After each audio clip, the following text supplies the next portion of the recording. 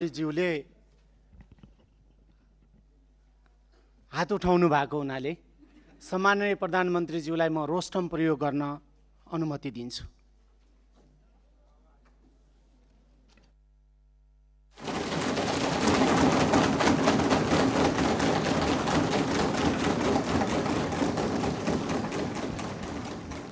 सम्माननीय सभामुख महोदय, मान्य सदस्यज्यूहरूले धेरै दिनदेखि प्रश्न सोध्न खोज्नु भएको रहेछ, त्यसको निम्ति समय दिन हजुरलाई अनुरोध गर्न चाहन्छु।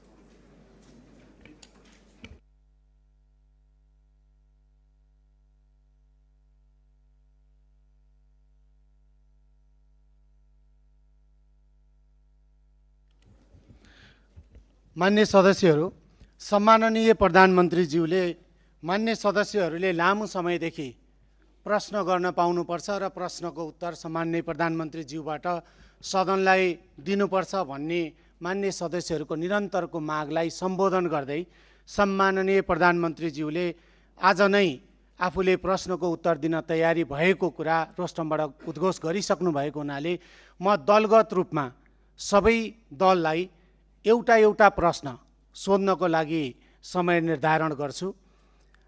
म हरेक दलले 2 मिनेटभित्र के भयो मान्य सदस्य, मेरो भनाइ सक्न बाँकी नै छ, म यहाँलाई समय दिन्छु। सबै दललाई म 2 मिनेटको समय उपलब्ध गराउँछु र 2 मिनेटभित्र आफ्नो दलको तर्फबाट सम्माननीय प्रधानमन्त्रीज्यूलाई प्रश्न गरिदिनको लागि म जानकारी गराउँछु। सर्वप्रथम विपक्षी दल नेपाली कांग्रेसलाई आफ्नो प्रश्न राख्न 2 मिनेटभित्र सम्माननीय प्रधानमन्त्रीज्यूलाई प्रश्न राख्न समय दिन्छु।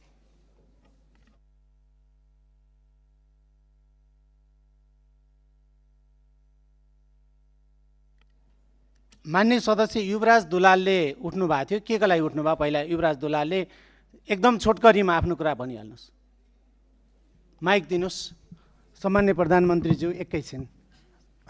सम्माननीय सभामुख महोदय, म फेरि आज एकपटक यो देशको संविधान र नियमावली मिचिएको यो दुःखद कुरा फेरि संसदलाई अवगत गराउन चाहन्छु। सम्माननीय प्रधानमन्त्रीज्यूबाट त्यो हुनु राष्ट्रको लागि धेरै नै दुःखद हो। सम्माननीय सभामुख मार्फत सम्माननीय प्रधानमन्त्रीज्यू, हाम्रो प्रतिनिधि सभा नियमावली 2079 को 56(1) मा प्रतिनिधि सभाका सदस्यहरूले सम्माननीय प्रधानमन्त्रीलाई प्रश्न सोध्ने व्यवस्था छ र जस अन्तर्गत समूह विभाजन गरिन्छ 15-15 जनाको, र त्यो समूहले सम्माननीय प्रधानमन्त्रीज्यूलाई प्रश्न सोध्नुभन्दा 3 दिन अगाडि नै लिखित रूपमा प्रश्न दिने र सम्माननीय प्रधानमन्त्रीज्यू उपस्थित भएको दिन 1 घण्टा त्यो प्रश्न उत्तर कार्यक्रम राख्ने प्रावधान भएकोले यो नियमावलीको नियम मिचिएको कुरा म दुःखका साथ दर्ज गर्न चाहन्छु। धन्यवाद।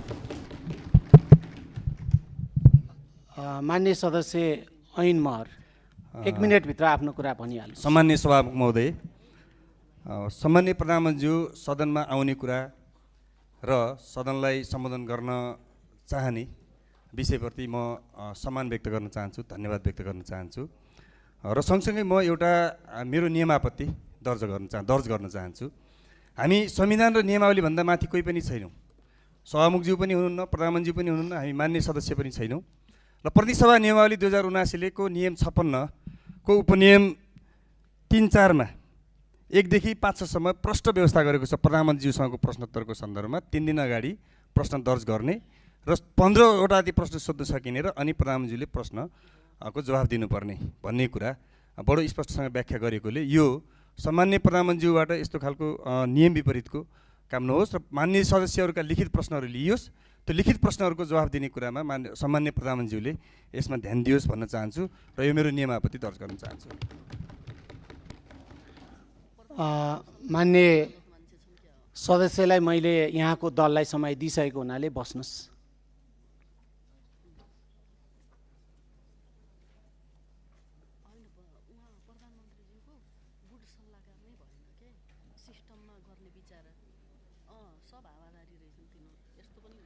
मान्य सदस्यहरूले नियमावलीको 56 को विषयमा कुरा उठाइरहनु भएको छ। मान्य सदस्यहरूलाई म नियमावलीको 56 नियम 56 एकचोटि पुनः हेर्नको लागि पनि अनुरोध गर्छु र सम्माननीय प्रधानमन्त्रीज्यूले सदनमा उपस्थित भएर प्रश्नको उत्तर दिनुपर्छ भनेर विशेष गरी विपक्षी बेन्चका मान्य सदस्यहरूले निरन्तर कुरा राखिरहनु भएको र यहाँहरूले सोध्ने प्रश्न भनेको सम्माननीय प्रधानमन्त्रीज्यूलाई नेपाल सरकारको तर्फबाट प्रधानमन्त्रीज्यूलाई प्रश्न सोध्ने नै होला। त्यो प्रश्न यहाँहरूसँग धेरै अगाडिदेखि प्रश्न सोध्न चाहनु भएको हुनाले त्यो प्रश्न तयारी नै होला। त्यस कारणले त्यो सामान्य प्रधानमन्त्रीज्यू रोस्टरमा उभिरहनु भएको छ र प्रश्नको उत्तर दिन तयारी हुनुभएको छ। त्यस कारणले हाम्रो नियमावलीले 3 दिन अगावै प्रश्न लिखित रूपमा सोध्नुपर्ने भनेर निर्धारण गरेको छैन। त्यस कारणले मान्य सदस्यहरूलाई यो ध्यान आकर्षण गराउन चाहन्छु र मान्य सदस्यहरू, मैले मान्य सदस्यको दललाई समय दिइसकेको छु। त्यस कारणले बस्नुहोस्। कुन नियमावलीको कुन नियम आपत्ति हो मान्य सदस्य?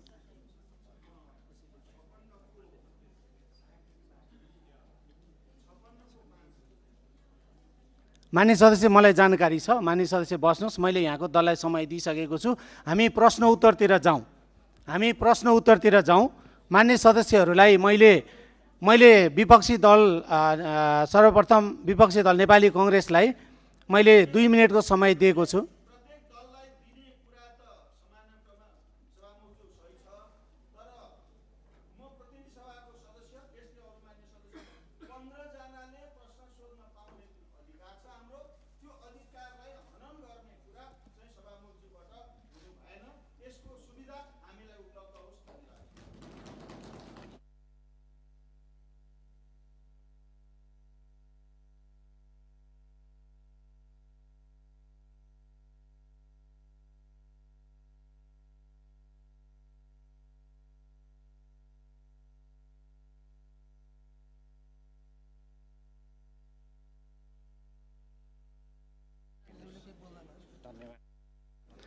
मान्य सदस्यहरू, मैले फेरि मान्य सदस्यहरूलाई ध्यान आकर्षण गराएँ। हाम्रो नियमावलीको कुनै नियममा पनि 15 जनाले प्रश्न सोध्न पाउने भनेर लिखित रूपमा छैन।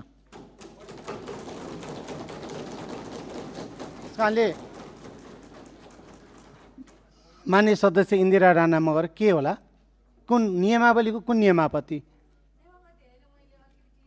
होइन, क्लियर गर्नु परेन। मान्य सदस्य बस्नुहोस्। मान्य सदस्यहरूलाई मैले फेरि पनि भने मैले दलगत रूपमा समय निर्धारण गर्न खोजेको छु। नेपाली कांग्रेसको तर्फबाट मान्य सदस्य अर्जुन नरसिंह केसीले हात उठाउनु भएको छ। म उहाँलाई समय दिन्छु।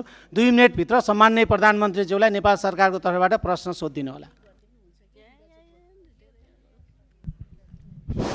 सम्माननीय सभामुख महोदय, आज बडो नाटकीय ढङ्गले प्रधानमन्त्रीले प्रश्नोत्तरको निम्ति संसदमा आफै उभिएर जो समय माग्नु भएको छ, वास्तवमा यो विकसित देशहरूमा पनि प्रधानमन्त्रीले त्यस्तो गर्छन्। यसलाई म पोजिटिभ र लोकतान्त्रिक प्रक्रियाकै एउटा अङ्ग मान्छु।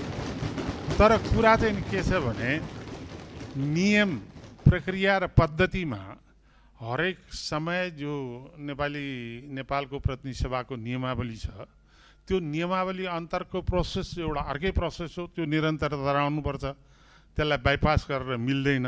तर प्रधानमन्त्रीले उभिएर अहिलेको समसामयिक स्थितिमा मान्य सदस्यहरूको के धारणा भनेर अचानक जो उभिनु भएको छ त्यो चाहिँ राम्रै हो भन्छु। तर कुरा के छ भने अब मैले यो 2 मिनेटभित्र म धेरै कुरा सबै त भन्न सक्दिनँ। सबभन्दा पहिला हामीले निरन्तर रूपबाट मैले चाहिँ नि यो शून्य समय पनि निकालेको कुरा हो। 23-24 को जेएनजी आन्दोलनपछि गौरीवादी कार्कीको जुन प्रतिवेदन छ त्यो प्रतिवेदनको सारांश रूपमा कहीँ अनौपचारिक रूपले प्रकाशित भए पनि औपचारिक रूपले त्यो प्रकाशित हुन सकेका छैन र त्यो औपचारिक रूपले प्रकाशित हुनुपर्छ र त्यो संसदका प्रत्येक सदस्यले पाउनुपर्छ भन्ने कुरा सभामुखजी मैले पहिला पनि उठायो र त्यसपछि 24 गौरीबहादुर कार्कीजीको प्रतिवेदनमा 24 गते पुरा रूपबाट ब्ल्याकआउटै गरिएको खालको हामीले बुझेका छौँ। जहाँसम्म 24 गते देशमा जुन खालको अत्यन्त विध्वंसात्मक घटना घट्यो त्यो घटनाको छानबिन गर्नको निम्ति निष्पक्ष आयोगको गठन तत्कालै गर्नको निम्ति म प्रधानमन्त्रीसँग अनुरोध गर्छु र त्यो सँगसँगै अर्को चाहिँ नि के भनेदेखि यो मलाई बसेर भन्नु है साहब त्यो सँगसँगै प्रधानमन्त्रीजीलाई चाहिँ अर्को के भने भर्खर मानवाधिकार आयोगले जो प्रतिवेदन प्रस्तुत गरेको छ त्यो प्रतिवेदन चाहिँ सरकारलाई प्रधानमन्त्रीलाई त प्रस्तुत गरिसकेका छ। त्यो प्रस्तुतलाई सार्वजनिक रूपले जनतामा सम्प्रेषण गर्ने र त्यो सँगसँगै यो कारबाहीको प्रक्रिया पनि सुरु गर्नुको निम्ति चाहिँ नि म सम्माननीय सभामुखलाई हार्दिक रूपबाट अनुरोध गर्न चाहन्छु र म एउटा कुरा चाहिँ फेरि पनि अनुरोध के गर्न चाहन्छु भने यो कानुनी राज्यमा रुल बाई ल पनि हुन्छ, रुल अफ ल पनि हुन्छ। रुल अफ ल भने कानुनको स्पिरिट, संविधान, मर्यादा, त्यसका सम्पूर्ण कुरालाई केन्द्रित बनाइन्छ भने रुल बाई ल भने जो शक्तिमा छ, जो बहुमतमा छ, उसले आफू अनुकूल कानुन बनाएर प्रयोग गर्ने जुन खालको परम्परा र रुल बाई ल भनेर भनिन्छ, सत्ताको स्वार्थको निम्ति कानुनलाई प्रयोग गरेर देखिने परम्परा हामी कहाँ पनि देखिन थालेको छ। त्यसलाई नियन्त्रण हुनुपर्ने आवश्यकता छ, किनभने हामी लोकतान्त्रिक पद्धतिलाई जगेर्ना गर्नुको निम्ति हामी जुनसुकै बेन्चमा बसे पनि हाम्रो साझा दायित्व हो र त्यो दायित्वलाई प्रधानमन्त्रीले अझ बढ्ता बुझ्नुपर्छ र बुझ्नु भएको छ भन्ने मलाई विश्वास छ। धन्यवाद। मान्य सदस्यहरूबाट उठाएको जिज्ञासाप्रति मेरो ध्यानाकर्षण भएको छ। हामी आगामी बैठकभन्दा अगाडि कार्यव्यवस्था परामर्श समितिको बैठक पनि बस्न सक्छौँ र त्यसपछि बाँकी छलफल त्यहीँ गर्नेछौँ। आज सम्माननीय प्रधानमन्त्रीज्यूले रोस्टरमा उभिएर मान्य सदस्यहरूको प्रश्नको उत्तर दिन म तयार छु र मलाई प्रश्न सोधियोस् भनेर यो सम्मानित सदनप्रति उहाँले प्रश्न गर्नुभएको हुनाले त्यसैतर्फ मैले ध्यानाकर्षण गराउँदै सम्माननीय प्रधानमन्त्रीज्यू। सम्माननीय सभामुखज्यू धन्यवाद। मान्य सदस्यज्यूले भन्नुभएको धेरैजसो कुरालाई चाहिँ मैले सल्लाह र सुझावको रूपमा लिएको छु र मानव अधिकार आयोगको प्रतिवेदन मात्रै नभएर 23-24 गतेको मात्रै नभएर विभिन्न कालखण्डमा धेरै आन्दोलनहरू भएका छन्, धेरै दमनहरू पनि भएका छन्। विभिन्न कालखण्डमा भएका आन्दोलनहरू, र्यालीहरूमा भएका कुराहरूको प्रतिवेदनहरू धेरै छन्। एउटा मात्रै प्रतिवेदन छैन मानव अधिकार आयोगको र विभिन्न आयोगहरू पनि गठन भएका छन् विभिन्न कालखण्डमा। आजसम्म नेपाल सरकारलाई बुझाइएको जति पनि आयोगका प्रतिवेदनहरू छन् ती सबै प्रतिवेदनहरूलाई एकमुष्ट रूपमा नेपाल सरकारले अध्ययन गर्छ र गर्नुपर्ने काम कारबाही त्यही हिसाबले गर्छ। धन्यवाद।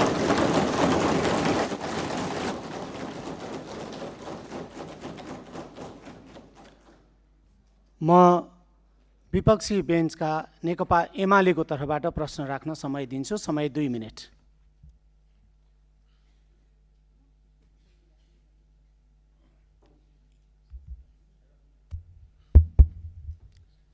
सम्माननीय सभामुख महोदय, सम्माननीय प्रधानमन्त्रीज्यूलाई वास्तवमा हाम्रो राष्ट्रको सार्वभौमिकता, राष्ट्रिय अखण्डता र स्वतन्त्रता हामी सबैको प्राणभन्दा प्यारो चिज हो। आज नेपालको भूमि हामीले दावा गरिरहेका छौँ, नक्सा जारी भइसकेको छ। त्यो भूमिमा त्रिपक्षीय सरकारको ठाउँ नेपाल, चाइना र भारतको, तर आज नेपाललाई व्यवस्था गरिकन भारत र चाइनाका तर्फबाट द्विपक्षीय समझदारी कायम गरेर जुन व्यापारिक मार्ग निर्माण गर्ने काम धमाधम भइरहेको छ, यो सन्दर्भमा नेपाल सरकारको धारणा के छ, सरकारले के गरिरहेको छ भन्ने सन्दर्भमा म प्रधानमन्त्रीज्यूसँग चासो राख्न चाहन्छु। धन्यवाद। सम्माननीय प्रधानमन्त्रीज्यू। माननीय सदस्यज्यू, लिपुलेक लिम्पियाधुरा सम्बन्धी बुझ्न खोज्नु भयो जस्तो लागेको थियो। यस सम्बन्धी नेपाल सरकारले अफिसियल रूपमा डिप्लोमेटिक नोट भारत सरकारलाई पठाइसकेको छ र त्यसको जवाब पनि आएको छ। त्यो जवाबमा चाहिँ दुईटै सरकारले आफ्नो इतिहासविदहरू राखेर, आफ्नो सर्वेयरहरू राखेर, आफ्नो भूमि सम्बन्धी जानकारी भएका व्यक्तिहरू राखेर टेबल टक मार्फत यो कुरालाई समाधान गर्ने कुरा भएको छ र यस सम्बन्धी हामीले भारत र चाइनालाई मात्रै नभएर इङ्ल्यान्ड सरकारसँग पनि कुरा गरेछौँ। उहाँहरूले ब्रिटिस इन्डिया छोड्दै गर्दाखेरिको समस्या अहिलेसम्म हाम्रोमा भइरहेको हुँदाखेरि यसमा चाहिँ इङ्ल्यान्डले पनि सरकार राख्नुपर्छ भन्ने हाम्रो मान्यता हो। यो सबै कुराहरू टेबल टक डिप्लोमेटिक हिसाबले भएर समाधान हुने जानकारी गराउन चाहन्छु। धन्यवाद।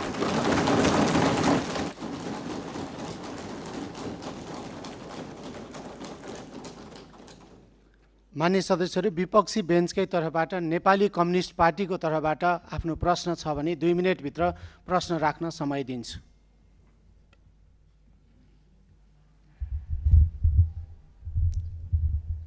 सम्मान्य सभामुखज्यू, सम्मान्य प्रधानमन्त्रीज्यू आज संसदमा उपस्थित हुनुभएको छ।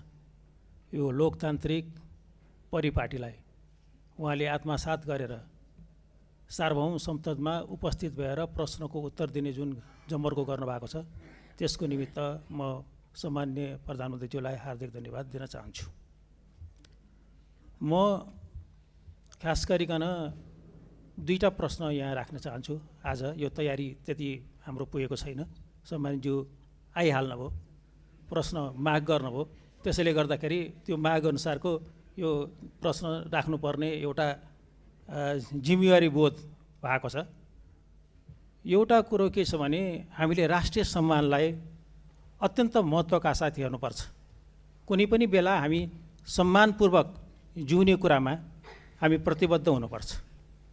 मैले यो सन्दर्भ लिस्ट डेभलप कन्ट्रीको एलडिसीको ग्रेजुएसनको सन्दर्भ उठाइरहेको छु।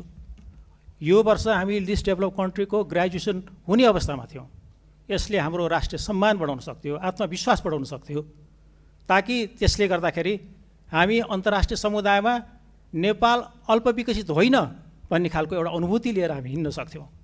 तर केही वस्तुहरूको निर्यातको सुविधाको निमित्त यो अवसरलाई हामीले अहिले 2 वर्षको निमित्त एक्सटेन्ड गर्ने सोचाइ बनाएको छौँ। म सम्मान्य प्रधानमन्त्रीज्यूबाट यो कुराको स्पष्ट रूपमा सकिन्छ भने हामी अहिले सबै यो इन्डिकेटर्सहरूबाट हाम्रो जिएनआई पर क्याप्टाबाट पनि हामी सम्पूर्ण कुराबाट हामी ग्रेजुएसनको निमित्त फिट भइसकेको छौँ।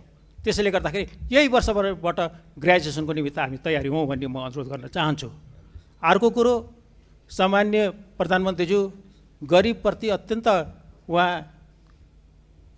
संवेदनशील हुनुहुन्छ। उहाँले त्यस सम्बन्धी गीत पनि गाउनु भएको छ।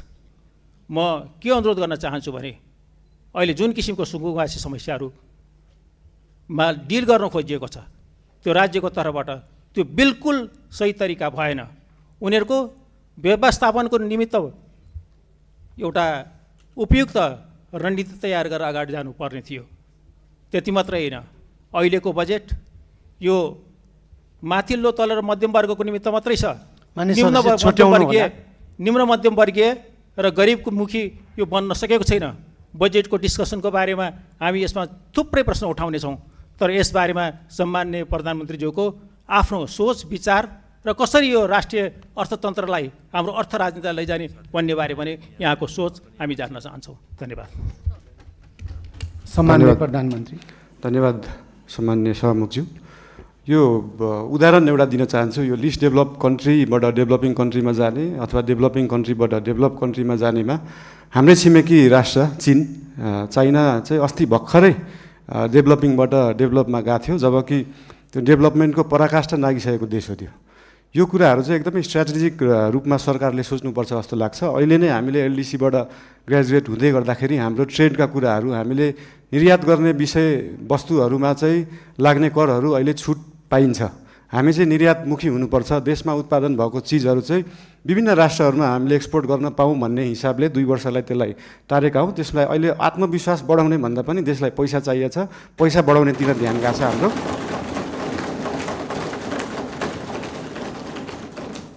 अनि गरिब विपन्नको कुरामा मैले पहिल्यैदेखि भन्दै आएको यो साम्यवाद समाजवाद भनेको भाषणमा दिन एकदम सहज हुन्छ, मजा पनि आउँछ। तर साँच्चीकै साम्यवाद, साँच्चीकै समाजवाद गर्ने भने हाम्रो काठमाडौँ महानगरपालिकामा मेयर हुँदाखेरिको म उदाहरण दिन चाहन्छु। हामीले विपन्नलाई जुन प्राइभेट स्कुलमा 10% स्कलरसिप दिनुपर्छ, त्यसलाई इक्जाम लिएरै एकदमै मजाले लागू गरेका थियौँ। त्यहाँ चाहिँ विपन्नले एकदमै महँगा कलेजहरूमा पढ्न पाए। साँच्चीकै समाजवाद भने त्यो हो। र विभिन्न महँगा अस्पतालहरूमा पनि हाम्रो ऐन कानुन संविधान बमोजिम नै 10% बेड चाहिँ विपन्नलाई दिनुपर्छ भन्ने व्यवस्था थियो। त्यसको लागि हामीले वेबसाइट नै बनाएर प्राइभेट हस्पिटलहरूमा सर्जरीसम्म विपन्नलाई गराउने व्यवस्था गराएको थियौँ। त्यही हो समाजवाद, साम्यवाद भने चाहिँ त्यस्तो कुरालाई भनिन्छ। र यही 10% विपन्नलाई दिनुपर्ने कुराहरू, शिक्षा र स्वास्थ्यको कुराहरू हामी देशैभरि लागू गर्न खोज्दैछौँ। यसको लागि विभिन्न जिल्लाहरूमा, विभिन्न स्थानीय निकायहरूमा यसको लागि हामी सहकार्य गर्दै जानेछौँ। संविधानमा लेख्न त लेखियो फ्री शिक्षा, फ्री स्वास्थ्य, तर सरकारको बजेट त्यो छ कि छैन भन्ने कुरा सोचिएन। त्यही भएर अहिलेको लागि हामीले सबैलाई नभएर विपन्न वर्गलाई, कम्तीमा विपन्न वर्गलाई चाहिँ फ्री शिक्षा, फ्री स्वास्थ्य दिनमा हाम्रो नेपाल सरकार र हाम्रो राष्ट्रिय स्वतन्त्र पार्टी त्यसमा चाहिँ एकदमै लागेको छ। धन्यवाद।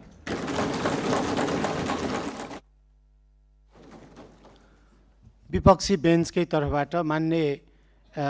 बेन्चकै तर्फबाट श्रम संस्कृति पार्टीको लागि म समय दिन्छु। 2 मिनटभित्र आफ्नो प्रश्न छ भने राख्नुहोस्।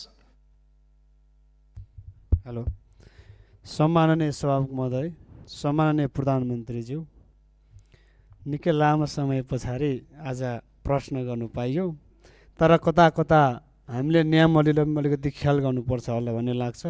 विधि र विधिको शासन हामीले कायम गर्नुपर्छ भन्दै म यहाँ 3-4वटा प्रश्न राख्न चाहन्छु।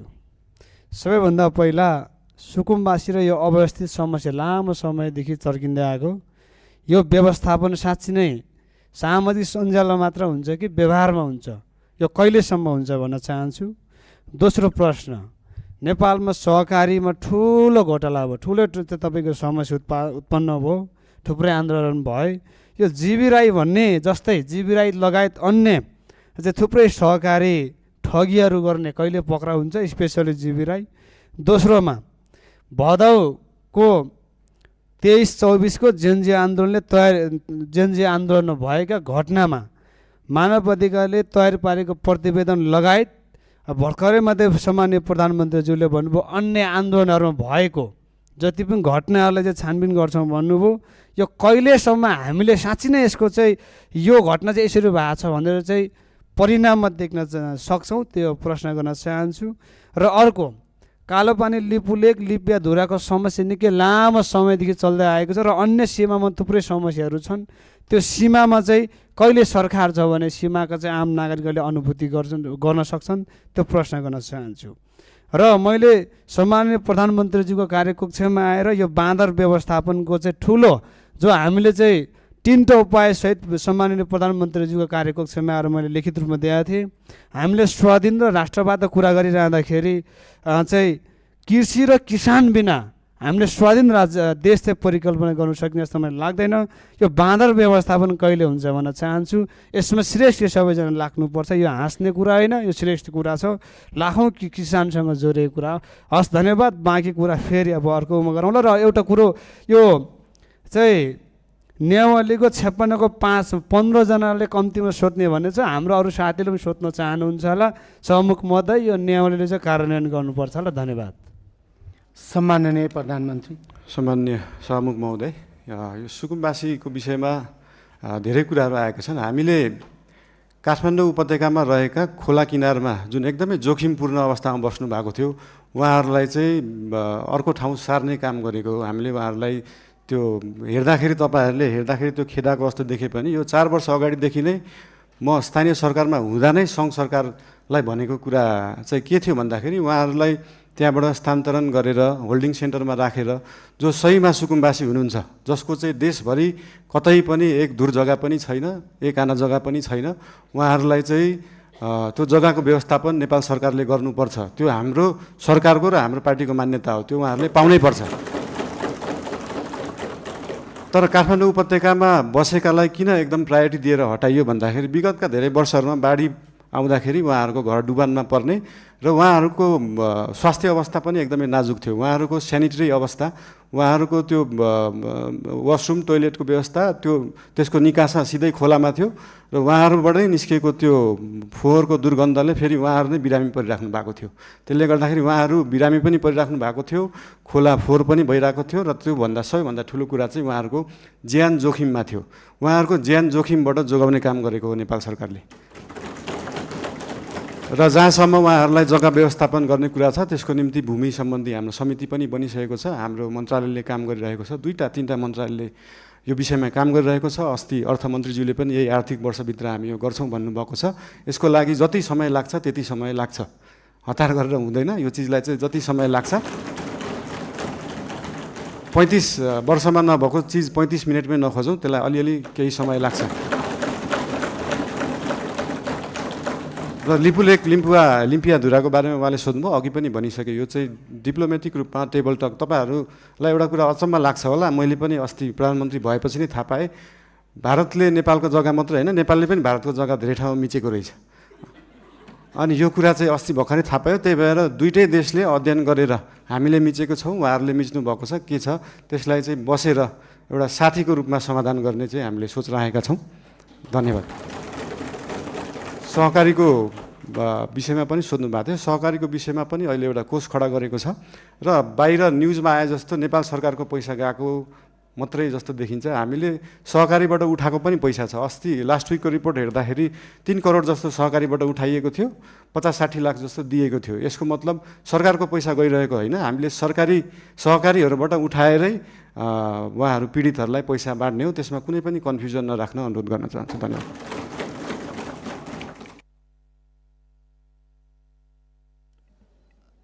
सामान्य प्रधानमन्त्रीज्यू, अर्को 2टा प्रतिवेदन सार्वजनिकको कुरा र बाँदर व्यवस्थापनको कुरा।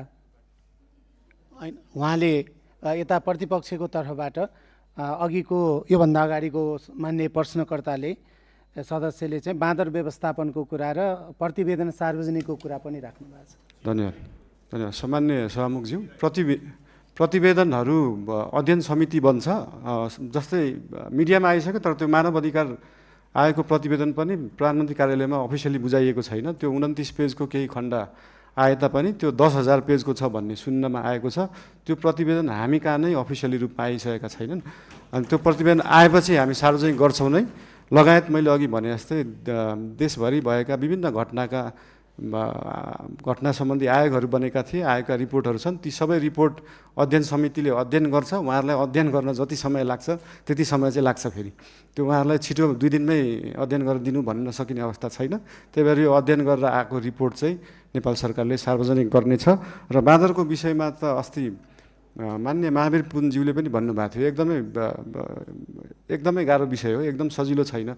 यो भन्ने बित्तिकै तपाईँले विश्वमा जहाँ पनि हेर्दाखेरि बाँदरले बाली खाने रोकथाम गर्दा कि त त्यो खेतलाई चाहिँ वायरिङ गरेर घेरेर राखिन्छ, त्यो एकदमै खर्चिलो हुन्छ, कि त जङ्गललाई नै वायरिङ गरेर राखिन्छ। त्यो मानव बस्ती र जङ्गली जनावरलाई चाहिँ छुट्याएर राखिने चलन छ। यस सम्बन्धी अध्ययन गर्न समिति पनि बनेको छ, अध्ययन भइरहेको छ। यो एकदमै पेचिलो विषय भएको भएर तुरुन्तै गर्न नसकिने चिज भएर यसलाई चाहिँ हामीले देश विदेश विभिन्न देशहरूमा कुन उपाय लाइएका छन्, हामी हत्या हिंसामा नजाउँ भन्ने सोच भएको भएर त्योभन्दा अल्टरनेटिभ उपाय के हुनसक्छ त्यो सोच्दैछ। अहिले समिति गठन भएको छ। त्यसको अध्ययन रिपोर्ट आइसकेपछि त्यो रिपोर्ट अनुसार सरकारले काम गर्नेछ। धन्यवाद। विपक्षी बेन्चकै तर्फबाट राष्ट्रिय प्रजातन्त्र पार्टीको तर्फबाट प्रश्न छ भने 2 मिनटभित्र आफ्नो प्रश्न राख्न समय दिन्छु।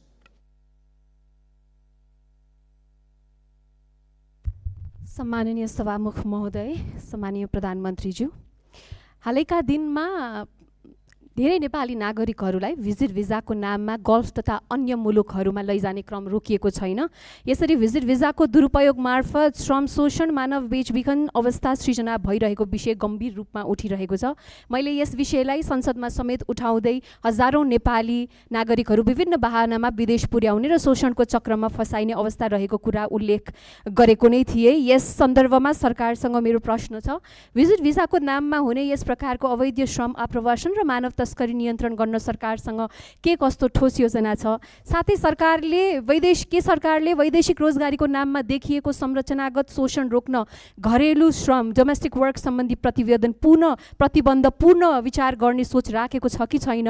र अघिल्लो सरकारमा सत्तापक्ष रहँदाखेरि भिजिट भिसा प्रकरणमा ठुलै उहाँहरूले बुलन्द आवाज उठाउनु भएको थियो। अहिलेको सदनमा सरकार पक्ष भइसकेपछि अहिले उहाँहरूको योजना के छ? अनि त्यसमा रेमिटेन्समा अत्याधिक निर्भर र उपभोगमुखी अर्थतन्त्रलाई उत्पादनमुखी र रोजगारी सृजनामा आधारित अर्थतन्त्रमा रूपान्तरण गर्न सरकारको दीर्घकालीन रणनीति के हो? र अर्को चाहिँ मेरो प्रश्न, विद्युतीय चुलोमा खाना पकाउनेदेखि सस्तो विद्युतीय मोटरसाइकल प्रयोग गर्ने र जाडोमा विद्युतीय हिटर बाल्नेसम्म यो सरकारले नेपाली मध्यम वर्गको जीवनशैलीलाई परिभाषित गर्ने एउटा महत्त्वपूर्ण सुविधा अर्थात् सस्तो विद्युत खोसेको छ। विद्युतीय सार्वजनिक यातायातको प्रयोग बढ्दै गएको अवस्थामा यसको असर मध्यम वर्गमा मात्र सीमित रहने छैन, दैनिक आवत जावतमा निर्भर न्यून आय भएका नागरिकहरू पनि बढेको लगतको मारमा पर्नेछन्। ऊर्जा खपतको वृद्धि सामान्यत अर्थतन्त्रमा सकारात्मक गुणक मल्टिप्लायर प्रभाव सिर्जना गर्ने कारक मानिन्छ, तर अब भने त्यो सम्भावना कमजोर बनेको छ। Increase energy consumption equals to positive multiplier effects on the economy भनिन्छ, नट एनिमोर। यसमा प्रधानमन्त्रीज्यूको के धारणा छ सोध्न चाहन्छु। सम्माननीय प्रधानमन्त्रीज्यू। यो भिजिट माननीय सदस्यज्यू, सम्माननीय सभामुखज्यू, यो भिजिट भिसाको जुन दुरुपयोग विगतका धेरै दिनहरूमा भएका थिए त्यसको लागि एकदमै कडा निर्देशन मन्त्रालय, एयरपोर्ट लगायत त्यहाँ भएका विभिन्न विभागहरूलाई दिएको छ र भिजिट भिसामा गएर त्यहाँनिर कामको लागि इन्टरभ्यू दिएर काम पाउँदाखेरि फेरि फर्केर आउनुपर्ने, फेरि वर्किङ भिजाको लागि अप्लाई गर्नुपर्ने र नेपाल नै आउनुपर्ने व्यवस्था रहेछ। त्यसको लागि पनि एउटा अल्टरनेटिभ उपाय रहेछ। भिजिट भिसामा गएर उहाँहरूले त्यहाँनिर काम गर्न खोज्नु भएको छ भने त्यसलाई वर्किङ भिजामा उतै बसेर पनि कन्भर्ट गर्न सकिन्छ। यसको लागि श्रम मन्त्रालयले विभिन्न क्षेत्रहरूलाई समेटेर यसको व्यवस्थापनको लागि काम गरिरहेको छ। यस विषयमा थप केही जानकारी चाहिएमा श्रम मन्त्रीज्यूसँग पनि लिन सकिन्छ, श्रम मन्त्रालयसँग पनि लिन सकिन्छ नै। र विद्युतको विषयमा अघि भन्नुभयो, देशभरि जुन हिटर इन्डक्सन अहिले चाहिँ के छ भन्दाखेरि साँच्चीकै हामी अहिले विद्युतीय युगमा तुरुन्तै जान सकिने अवस्था छैन। साँच्चीकै देशका हरेक किचनमा अहिले नै बिजुलीबाट पकाउने, इन्डक्सन कुकरबाट पकाउने हो भने देशमा भएका सबै ट्रान्सफर्मर र सबस्टेसन पड्किन्छन्। त्यसको क्षमता नै छैन अहिले। त्यो क्षमतालाई विकास गर्नलाई पैसा चाहिन्छ र त्यही पैसाको लागि 50 युनिटभन्दा माथि चाहिँ 5% भ्याट लाउने कुरा जुन अर्थमन्त्रीज्यूले अस्ति कुरा गर्नुभएको छ त्यो एकदमै धेरै रकम होइन, 100 रुपियाँमा 5 रुपियाँ हो। त्यो पैसा चाहिँ केमा खर्च हुन्छ भन्दाखेरि देशभरि ट्रान्सफर्मरलाई अपग्रेड गर्नुपर्छ, देशभरि ट्रान्समिसन लाइनको तारको मोटाइलाई अपग्रेड गर्नुपर्छ, सबस्टेसनहरू अपग्रेड गर्नुपर्छ, अनि बल्ल हामी साँच्चीकै विद्युतीय युगमा जान सक्छौँ। त्यसको लागि नेपाल सरकार अग्रसर छ। धन्यवाद। मान्य सदस्य महावीर पुनलाई प्रश्न छ भने 2 मिनटभित्र आफ्नो प्रश्न राख्न समय दिन्छु। धन्यवाद सभामुख महोदय। प्रश्न त थिएन, अब बनाइयो। र पहिलो प्रश्न के छ भने म चुनावी सरकारको मन्त्री हुँदादेखि नै यो विदेशमा बस्ने नेपालीहरूले अस्तिको फागुन 21 गतेको चुनावमा पनि भोट दिने व्यवस्था मिलाउनु पर्छ भनेर धेरै कराएँ। विभिन्न राजनीतिक पार्टीहरूको संयुक्त सम्मेलनमा पनि कराएँ, अनि त्यसपछि क्याबिनेटमा पनि कराएँ, धेरै साथीहरूलाई कराएँ। त्यति बेला गर्ने भन्दै थियो, तर गर्न नसकिने भयो भनियो। अब अस्तिको चुनावमा त्यो भोट दिने व्यवस्था गर्न नसके पनि अब आउने 84मा स्थानीय सरकारको, प्रदेश सरकारको चुनाव हुँदैछ। त्यो चुनावमा करिब नेपालीहरू मोटामोटी यति भन्ने त एक्ज्याक्ट डाटा त छैन होला, करिब 30 लाखको वरिपरि नेपालीहरू विदेशमा काम गरिरहेछन् र ती सबै नेपालीहरू चाहिँ भोट दिने उमेर पुगेका नेपालीहरू हुन् र उमेर पुगेर नै काम गर्न गएका हुन्। त्यसैले ती नेपालीहरूलाई यो अब आउने चुनावमा भोट दिने व्यवस्था के गरिँदैछ यो चाहिँ छिटै हुनु पर्यो, किनभने 84 त आइहाल्छ, 83 लागिसक्यो, 84 भनेको अर्को वर्ष हो। यो चाहिँ कति छिटो काम भइरहेछ, के भइरहेछ त्यो जान्न चाहन्छु। र अर्को कुरा त मेरो बाँदरको समस्या भन्ने थियो। के हुँदैछ भनेर अनि उहाँहरूको मान्यले राखिसक्नुभयो। र एउटा कुरा के छ भने यो चाहिँ कम्प्लेन पनि हो।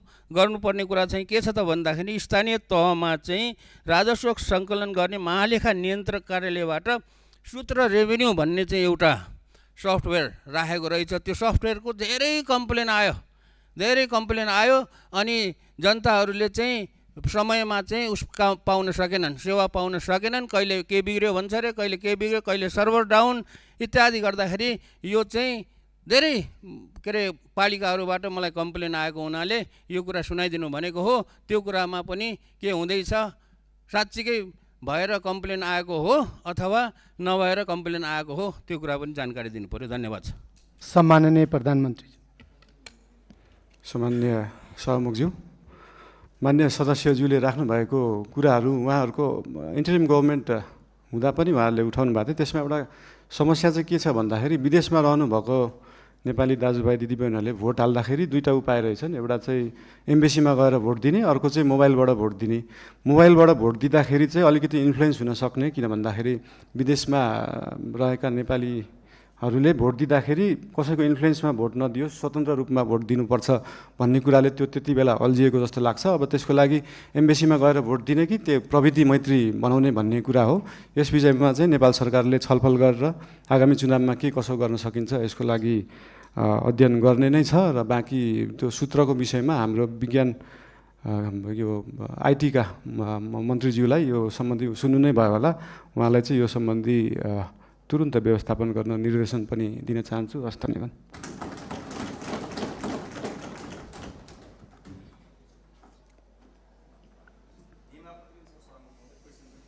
मान्य सदस्य एकछिन बस्नुहोस्, मैले काम बाँकी नै छ। मान्य सदस्य एकछिन बस्नुहोस्, मैले सत्तापक्षलाई समय दिन बाँकी नै छ। पछाडि पनि मान्य सदस्य एकछिन बस्नुहोस्, मैले सत्तापक्षलाई समय दिन बाँकी नै छ। सम्माननीय प्रधानमन्त्रीज्यूलाई प्रश्न उत्तर कार्यक्रम भइरहेको हुनाले सत्तापक्षको तर्फबाट राष्ट्रिय स्वतन्त्र पार्टीलाई आफ्नो दलको तर्फबाट 2 मिनेटभित्र प्रश्न छ भने प्रश्न गर्न समय दिन्छु।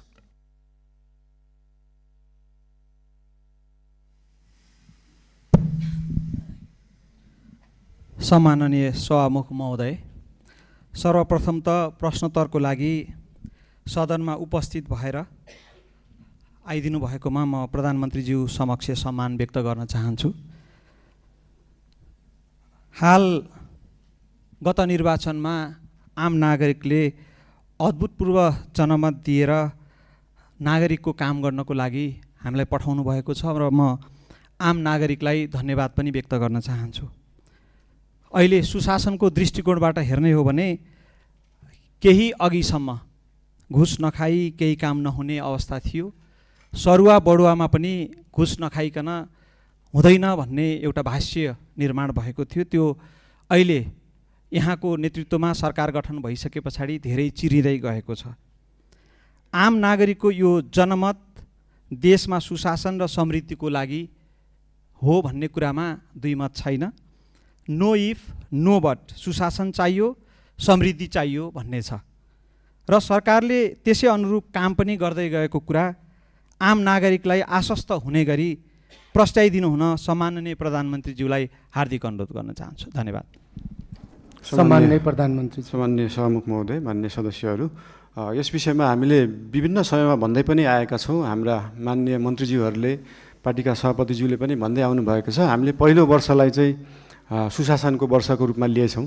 सुशासन भन्दैमा फेरि हामीले विकास नै गर्दैनौँ, पूर्वाधार नै बनाउँदैनौँ भन्ने चाहिँ होइन। तर यो वर्षलाई चाहिँ पूर्ण रूपमा हाम्रा माननीय मन्त्रीज्यूहरू र विभिन्न क्षेत्रमा रहनुभएका, विभिन्न क्षेत्रबाट आउनुभएका माननीय सांसदज्यूहरू, उहाँहरूको निगरानीमा पनि विभिन्न क्षेत्रहरू हुन्छन्, विभिन्न पालिकाहरू छन्, विभिन्न निकायहरू छ।